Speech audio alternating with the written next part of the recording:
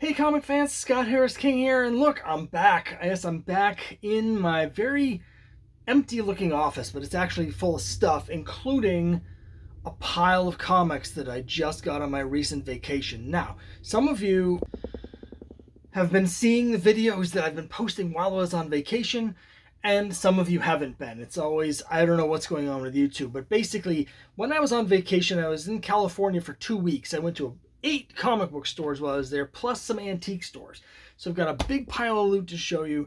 I knew that while I was out on the vacation, I wasn't really going to have time to record full-length videos. So what I was doing was, as I was at the stores and when I could steal a minute here or there, I was recording basically these 1 minute videos where I was showing like one comic at a time from the different stores I was doing. And for the last like 3 weeks, I've been posting all of those, like one each day. And I have no idea how this works on YouTube, particularly with the shorts. But some of those got as many as 9 views, whereas some of the other ones got over 500. And they're all basically exactly the same except for with a different comic. So I don't know what caused some of them to be sent out to people and others not. But the upshot is that I know a lot of you haven't seen most of the stuff that I'm going to show here today, because what I've got is all the comics that I got on this trip, and I'm going to do a quick rundown of my experience. Now, a couple caveats. I'm not going to have a map up with the locations here. I'm going to do my best to remember them, but I didn't like write all this down. And so I also don't really remember the names of the comic book stores either. But I'm going to do my best to show off the stuff that I got from the 9 different stores that I ended up going to. And I'm going to talk a little bit about San Francisco, where I didn't go to any comic stores, but I did go to an awesome museum. A couple awesome museums. So I'm just going to give sort of an overview of my experience. I do want to mention just real quick before I jump into this 2 things. First of all, like I just said, a lot of my videos weren't going out to everybody. I have been posting, so if you haven't seen any content from me, I suggest you do whatever you do here on YouTube. Subscribe, you hit the bell or something like that. I keep hearing people say that. There's some kind of button you can hit to get a notification when I post a new video so that you actually see them. The other thing is, I'm going to have a new Kickstarter coming sometime in December. I'm not really sure when. But basically, Cthulhu vs. Uncle Sam number 1 and 2, I've got these cool anniversary covers that I've done, these 5th anniversary covers. They look like the Marvel 25th anniversary covers from 1986. So I'm basically putting Cthulhu vs. Uncle Sam number 1 and 2 back out with brand new covers. I'm doing a Kickstarter just to fund the printing of that. So if you miss those comics, I've got the link down below for the pre-launch so you can sign up to make sure you don't miss it. This is the perfect time to jump on board. I'm going to, of course, do whole videos about Cthulhu vs. Uncle Sam once I get to that point. I don't know when that's going to be, a month or so. But let's jump into the trip. Now, before I actually get to any of the comic stores I mentioned, the reason we were going out there is because it was celebrating my father-in-law's 75th birthday. And he's from Southern California, so we went out there. Also, while we were out there, it was my wife's birthday. But in addition to getting presents for both my father-in-law and my wife, I also was given a present. So my father-in-law had just come back from a trip to Italy, and he got me a couple comics from Italy. So here is Miles Morales, Spider-Man, number 14. And as you can see from the dialogue here, this is the Italian edition of this comic. So that's super cool. Now, every time that I go on a trip like this one to California, I go to comic book stores, but specifically when I go overseas, I like to go to comic stores if I can find them and bring home some of the local comics. I have a small collection of foreign editions, most of which I bought myself at comic stores from different trips. So I really appreciated getting this. And he also got me this cool Western Tex Willer number 72. It's sort of a kind of a digest size, although wider than a US digest. It has some really great art in it. It's very sort of classic illustration style. The kind of thing you would very much expect to have gotten in like a really good American comic from, say, I don't know, the 50s. Just, you know, it's every page has got like the basic 5 or 6 square panel design. Not doing anything crazy with the layouts or anything like that, but the draftsmanship is excellent. I mean, it's really, really good. So I think this is great.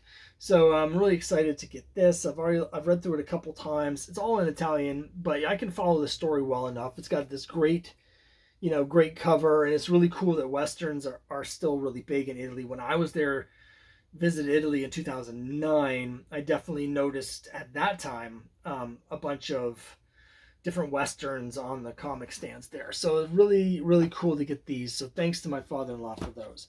Now, the first comic store we went to was in Artesia, and it was a really good comic book store.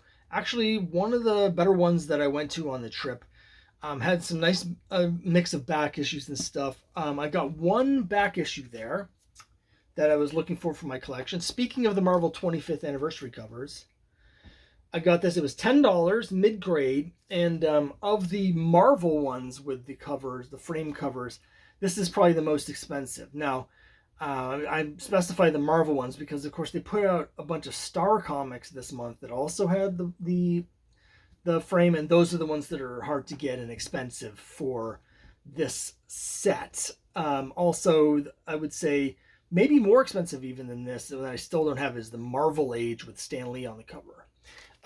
But of the sort of mainstream Marvel titles, this X-Men 211 with the Mutant Massacre and the Wolverine cover, this has always been kind of the most expensive.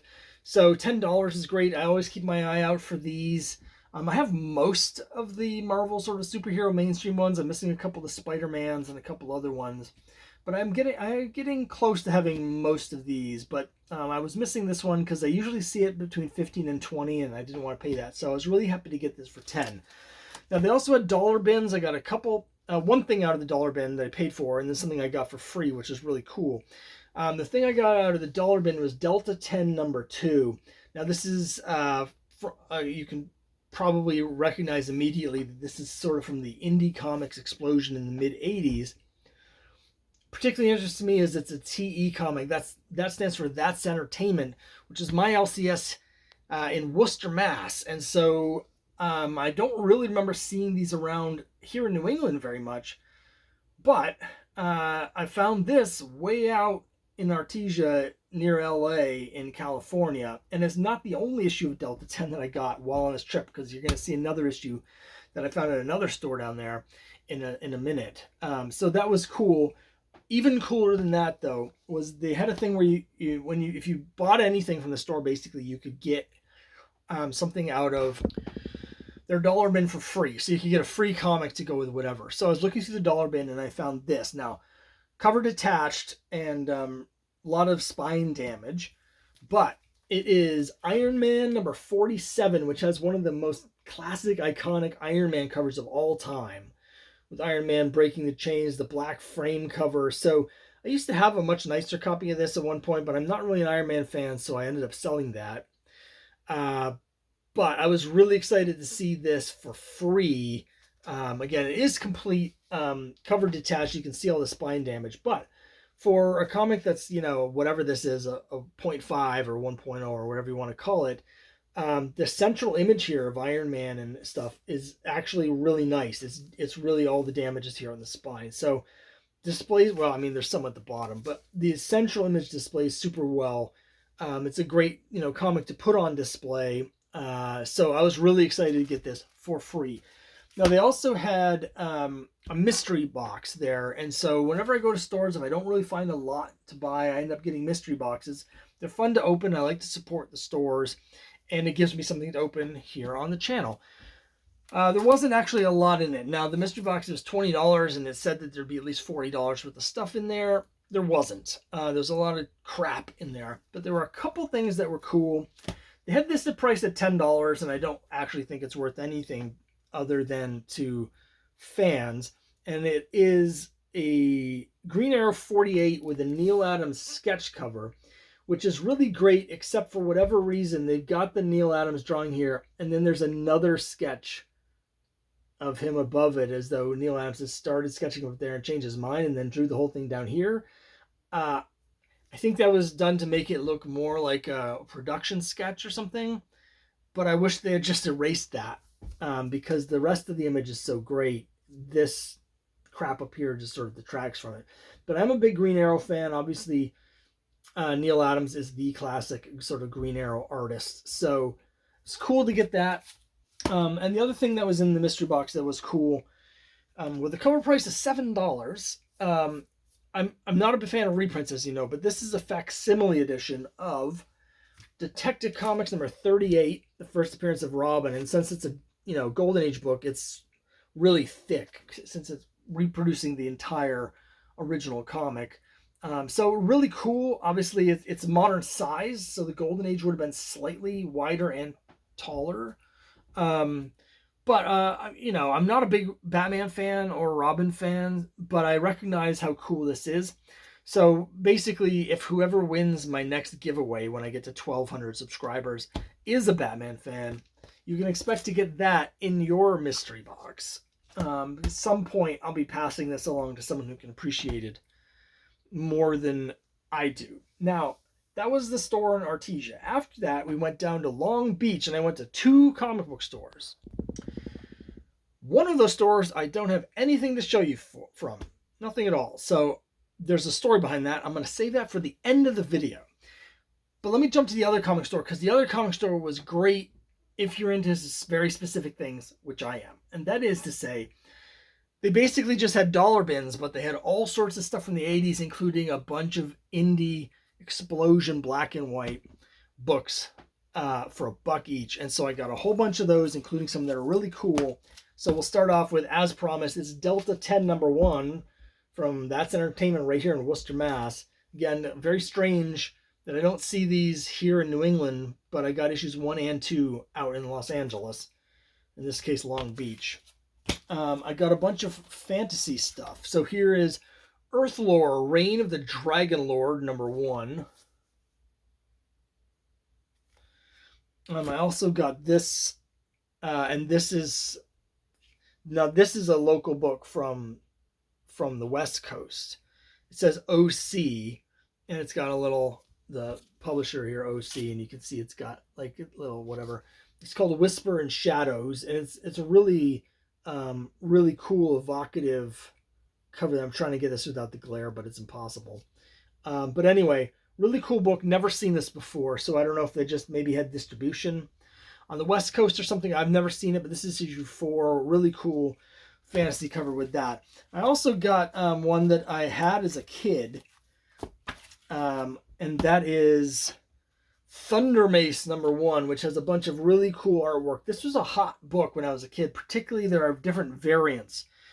So I think this is the regular edition, but I think there's one with like a pink border, and maybe a purple one. So there's like a different colored variants that have a lower print run. Nobody cares anymore. But when I was a kid, I remember having this issue in like 1987, and it was really hot. It was like a $10 issue at the time, because it does have a lot of really cool art in it.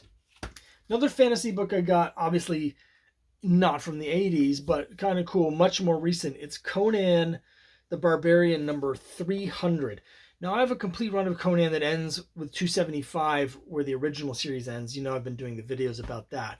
But for $1, I had to pick up this. It's issue 25 of Marvel's relaunch series with the legacy number 300. And this is a cool variant where they have the picture of Conan, obviously, but then everything's filled in with images from the covers of those first 300 issues. So it's a really cool, like, blanking on the word, but really cool cover. Let me see. I think I got some more fantasy. I'm just trying to dig through it. Well, yes, there's Barbaric Tales number 2. Now, this is really cool. I see Barbaric Tales number 1, once in a while, and I already have issue 1, but I've never seen issue 2 before. So I haven't had a chance to read this yet, but I'm really excited to dig into this, because Barbaric Tales number 1 does have some really interesting, cool, sort of Kirby-esque, Kirby-inspired fantasy stuff in it. I also got several issues of series that I've heard quite a lot of good things about, but I've never read before. And it is The Adventures of Luther Arkwright. Now, this says it's a 9-issue series. You can see that it has really excellent art. And I've heard people really give good reviews of this. They didn't have the entire 9 issues, but there's issue 2. They did have the first 6 issues, so I picked all of those up. Here's number 3. I love the frame with all of these covers. I'm a big fan of the graphic design stuff. Really good artwork. 4. Number 5 with the propaganda poster. And number 6 with this cool cover. So, again, heard lots of good things. Looking forward to digging into that. I wish they had the last 3 issues, but it's fine. And then I got a couple things basically just for the cool covers. Here is Twisted Tales of Bruce Jones, number 4. Now here's a really cool, it's Jerry Iger's Flamingo, so it's got Golden Age reprints. But check out this great Good Girl art cover. It's signed Chiodo, which I'm not familiar with the artist, but I'm sure some of you are out there. Really great Good Girl art cover. Bought that strictly for the cover. And then I've actually seen people reference this comic before online, but I've never seen it in person. It's Crimson Dreams number 11 with this photo cover of this woman with the rifle. Let me see if I can try and reduce the glare a little bit. Yeah, it's a little bit better. So there's, again, I've seen people post this cover online before. It's from 1987. And it's got this this cover of this photo cover with this woman decked out in this guerrilla warfare outfit with a rifle and the guns. There's a skull with a helmet on sitting on a Jeep. So it's a really cool cover. It's a really strange, unusual cover as well. So all of those cool covers were from the same store. Dollar bin finds, all $1 each. So that was a really great store if you're into that specific sort of thing. But they didn't really have any other back issues or whatever. So that's 3 comic stores down. So again, 1 in Artesia, 2 in Long Beach.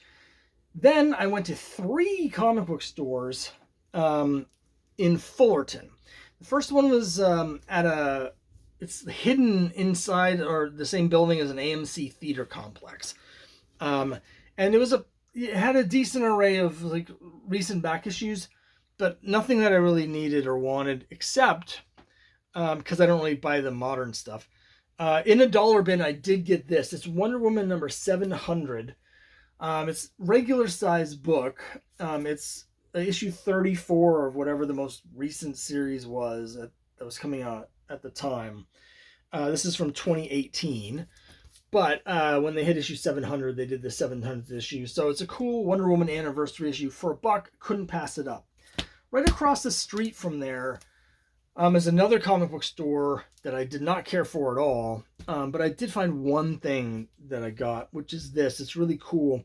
It is a variant cover for X-Men, like number 16 of whatever volume this was. But as you can see, it's done to look like the Marvel trading cards from the early 90s. And the back cover is as well. So let me just show you the back cover. So here's the front cover. Done to look like the trading card. And then the back cover also looks like the trading card. Now I don't really collect the trading cards. I wasn't really into them at the time. But I do think this is really cool. And Forge is my favorite member of the X-Men. So I picked that up. Thought that was cool. Whenever I'm at a comic store, I look to see if they have a reasonably priced copy of Forge's first appearance in X-Men 184. But in this case, I got this instead. And then there was another comic store in Fullerton, the third one I went to. That was definitely the best of them. They had a lot of back issues. They had some Silver Age and Bronze Age. Most of these comic stores I went to did not have anything like that. But this third place in Fullerton, forget what it's called, had a bunch of back issues, a lot of good stuff, just nothing that I needed. So I bought another mystery box from them. Most of those books I gave away to my brother-in-law and other people, but I did keep a couple. One of them is this Deathlock number 1 from the early 90s. which is mostly a nostalgia thing. I was a big fan of Deathlock at the time because I had already read the Bronze Age stuff because I had all these Bronze Age issues of Deathlock. And so there was a 4-issue sort of like prestige graphic novel series with the new Deathlock that had come out and did really well, and I liked. So they followed up with this series, which actually didn't really do much for me, so I dropped it after a few issues. I was a little disappointed with it. But for nostalgia's sake, Deathlock #1, held on to that. And also there's this cool giant size one-shot called Are You Afraid of the Dark Side, which is basically horror stories in the DC universe. And the idea is the Teen Titans are telling campfire tales, so they're telling stories about these other characters in the DC universe and the horror stuff. It is a big, thick, square-bound book, which they had priced at $10. I think it's probably not worth that. But it's a cool thing to get out of the mystery box. I'm looking forward to reading it. And one of you told me that there's some good stuff in it, so I'm looking forward to checking that out. And we'll see what happens after that. This might be another book that ends up in the next mystery box, because I know it's really cool, but it's outside of sort of my collecting area. But very cool comic store. And again, I wanted to support them by getting something there, so I went with the mystery box. So those are the 6 comic stores that I went to in the sort of the greater LA area. Now there's several more. There's quite a few more, but those are the ones that we had time to get to. I did want to mention, though, that we went down to San Juan Capistrano, and right on Main Street there's a great big antique mall, and there's a bunch of dealers there with comic books. And I did get a couple really cool Charlton horror books. Now, they're priced a little higher than I wanted. They were $10 each, but because they were on sale, 10% off, they were $9 each. So for $9, that's about the top of my range for Charlton books. But a couple really great ones here. Scary Tales #20 with this great sci-fi horror Joe Staton comic, which is just so cool looking. It's got these EC vibes while also being more modern, and also kind of like almost there's almost something Lovecraftian about the monster here. Just a great cover for Scary Tales #20. And then I got another Joe Staton horror comic and cover. This one's Baron Werewolf's Haunted Library #38. That's got this cat lady cover here with the big moon and the red sky. So, I don't have a big collection of Charlton horror books, but there's some great covers there. So pick them up when I see them. So definitely if you're in San Juan Capistrano, check out that antique mall. They do have a number of different dealers with comics there. What I really wanted there, although I don't think it was for sale, is they had one of the late 60s, early 70s Hey Kids Comics white spinner racks. Didn't have a price tag on it. Obviously, was in no position to bring it home, even if they did. But that's something where I really wanted to put it in an offer. If you're local to the area, maybe you could check that out. Who knows? Maybe you can pry that off someone. Finally, we went up to San Juan Capistrano. Sorry, I just said that. We went to San Luis Obispo on our way up to San Francisco. So we drove up the coast. The coast road's currently closed because of mudslides, so we had to go up 101. But anyway, we stopped in San Luis Obispo, which was a fantastic town. We only had an hour there, unfortunately, because we could have spent a lot more time. Looked like maybe the coolest town we were there on the whole trip. But there were 2 comic book stores that are only like a quarter or a third of a mile away. So it's a very easy walk up the street from one to the other. And the first one I have is a small comic shop. I don't remember the name of it. They have a couple little bins of back issues, but it's mostly new stuff, and they have a lot of games and whatever. And I was so excited there because people who've been watching my channel, like you, know that one of my favorite comics is the Santos Sisters, and I've been trying to fill the run out, right? And I recently got an issue 1, and I don't think the video showing that I don't think I've posted that yet because I've been waiting to get more stuff from eBay or whatever to fill out the video. But spoiler alert, I got issue 1, so I was missing issue 3, and issues 1, 2, and 3 are really hard to find. It's really hard to find a first print of issue 1. But 2 and 3, I don't think they've done second or third prints or anything for issues 2 and 3. So those are like ghost issues. I already had a copy of issue 2 that I had found at a comic store on Long Island, but issue 3 has eluded me until now. And when I say eluded me, I tried to buy one on eBay, and there were no copies for sale on eBay. There's only one copy of issue 2, which person's asking like $80. They had both of them, so I got both of them. I got an extra copy of issue 2, which I think might actually be an upgrade for me condition-wise. But more importantly, I got issue 3 of Santos Sisters. So this completes my run of Santos Sisters, which I'm really excited about. There's 7 issues out so far, plus the Halloween special, which I also picked up. Now, the Halloween special had 2 different covers. I don't think there wasn't like a rarity variant. It was just 2 different covers. And I have the other one, so I picked up this one. And I also know, because I went to their website to see if they had any copies of issue 3 that they were selling directly. And I know from their website that they're completely sold out of the Halloween special as well as issues 2 and 3. So figured I'll pick up another one while I have the chance. So now I have both covers. So I was very excited by that. Now the other comic store is a totally different experience. And I think I might have the bag from the store here. Yes, it's called Captain Nemo Comics and Games. But it's one section of a bigger store called Cheap Thrills. And it's basically a huge vintage record store, and they also have games, like video games, and tons of comics. They have a whole big room like up on the 3rd floor filled with comics. It was actually it was kind of tight and cramped, and I don't know, I was having a little trouble with the organization there. But downstairs, before I went up, they had some boxes of just like the cool stuff that was in no particular order, and I got some cool stuff. So here's the highlights of the trip. I got 2 issues of Life with Archie that I was missing. They were $15 each.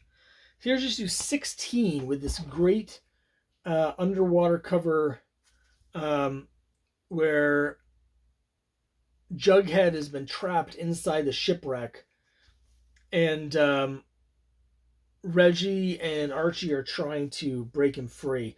Great colors on this. Just great. And I'm a big fan of Life with Archie with the more serious long form stories, so I'm really excited actually to dig into this and read it when I have a chance. And I also got Life with Archie number 19. This says Riverdale High School 1963 on the rocket ship, and so this is a space race cover. There's a couple spies down here that I think are supposed to be like Soviet spies. So it's a very early 60s, space race, Cold War feel to this comic. And it's in nice condition. I mean, it's technically, mid-grade is probably a 5 or 5.5, but it looks really nice. And I'm very excited because I'm starting to get almost into quest range with Life with Archie. Because I think I'm only missing 13 issues to have the complete run of all 286 issues of this series. So I'm going to try and focus on that. I think that's going to be my collecting focus for next year, is maybe to finish Life with Archie, because I'm so close to being done with it, particularly after these 2 purchases. So very exciting. And then finally, also very exciting, is only $15, a little bit lower grade. So 3.5 maybe, but it is Archie number 79. Now this is one of the first code approved issues. I think the first code approved issue might have been 76. So it's one of the very first code approved issues, but it still has the old style with the strip up at the top, the Mirth of the Nation here, obviously the classic Archie logo. But it still has this style numbering. Just be a couple of issues after this. In fact, I want to say the next issue, 80, might be the issue that goes to what you would consider to be sort of This is the classic like golden age style, but there's a classic silver age where they got rid of some of the bells and whistles and went to a sleeker sort of font and more modern, cleaned up look. And I think that might start with the next issue 80. But for me, anything that has this sort of still has the golden age design is like, that's what I'm looking for for my Archie stuff. So issue 79 of Archie, very exciting. Again, just $15. Cover dated March, April, I think, of 1956. So great 10-cent Archie. So very excited by that. So those are the stores that I went to. 8 comic book stores. Again, 1 in Artesia, 2 in Long Beach, 3 in Fullerton, 2 in San Luis Obispo. Went to the antique store in San Juan Capistrano. I did want to quickly talk about San Francisco. I had a map out with a bunch of comic book stores in San Francisco. In the sort of San Francisco itself, I had mapped out 7 comic book stores. One of them, or 8, might have been 8 now that I think about it. 2 of them were too far sort of out of the way of anywhere we were going to get there, because San Francisco is actually a pretty big city. You have to sort of take a bus to get anywhere in the city, or an Uber or something. So I ruled those out. And then there was one that was sort of close to where we were going, but it had really bad reviews, so I didn't want to go there. That left 5 comic book stores. I actually got pretty close to one of them. But as I was researching them, I discovered that basically all 5 of them were sort of alternative comic book stores, which is great. I'm looking for that from San Francisco, right? The home of like the alternative comics from the 60s. The issue that I had was that all of them were sort of alternative comic stuff. It was all underground and indie stuff. And while I wanted to do one store like that, I really wanted to get back issues. And in order, they were sort of in a cluster. So if I was going to spend the time to go to one of them, it would make sense to go to all of them. But I didn't want to go to all of them. And I don't know, it just didn't make sense to spend that much time going over there just to see one of them. So anyway, long story short, I didn't go to any of them. So I missed out on that. But I did want to mention 2 amazing museums that you've got to check out if you're in San Francisco as a comic fan. First and foremost, you got to check out the Comic Art Museum. It's right by Ghirardelli Square. It's actually pretty easy to get to because it's along the, what do they call it? I just blanked. It's along the waterfront. It's down that area, but also there's a trolley car that stops at Ghirardelli Square. So if that line happened to be closed the day that we were going there, but you can theoretically take the trolley right there. Very easy to get to. And that place is amazing. It's very small, but they had this great mix of original art there. They had original animation stuff, but they had a bunch of original art from comic strips. And the highlight for me, and they had a bunch of Garfield original art and stuff like that, but the highlight for me was great big full page original art from the Sunday strips of Prince Valiant by Hal Foster. They had several of those. Absolutely fantastic. But they also had a whole bunch of original underground comics art from the late 60s and early 70s. A whole wall of Trina Robbins stuff from the early 70s. They had Spain Rodriguez original art pages. It was just fantastic. So if you're there, must see. Again, very small museum, but a great small collection. And the other thing that I encourage comic fans or art fans, animation cartooning fans to see is the Walt Disney Family Museum, which is up in the Presidio, up by the Golden Gate Bridge. And because that museum is fantastic. It has some amazing stuff in there that you just will not see anywhere else, because they have original concept drawings from Snow White with the original concept drawings of the Queen from Snow White. They have original storyboard sketches for Mary Poppins. I read somewhere that they have the first or the oldest known drawing of Mickey Mouse is there. I actually didn't see that, But if you're a fan of the theme parks, they also have a whole bunch of amazing things. They've got the original Lily Bell, the train that the scale model train Walt Disney had in his backyard that sort of led him to create Disneyland. They had the original there. They had the original models. The original model, like a cast metal model of the castle from Disneyland, the first one that was done when they were designing that. They had the original models for Great Moments with Mr. Lincoln, and the original little scale model for the Carousel of Progress. Like, they had incredible artwork, original artwork from the war period when Disney artists were designing the insignias for different units, and the nose art for the fighter planes, and the bombers and stuff. They had the original art for those. There's a whole section of that. Just incredible. So really strongly recommend going to see that. Before I go, I wanted to mention real quick, there was a comic store that I didn't have anything from here. If you were watching my daily videos, you may remember that what I had from that store was for $2 each. I got most, but not all, of the run of the recent comic Danger Street, which was a series that used all the characters from first issue special in one story. It just came out like last year or the year before. I was really excited to read it. And next video, rarity for me, but I'm going to do a review. I don't really do many reviews of stories on here, but I'm going to do a review of Danger Street next time and explain why I don't have it to show off to you. So let me know what you think down below. Very exciting, great trip out to California. There's so many more comic stores that I missed. We went through Santa Barbara, but we just didn't have time to get to the comic store there, etc., etc. But let me know what you think of what I got down below. I'll see you next time.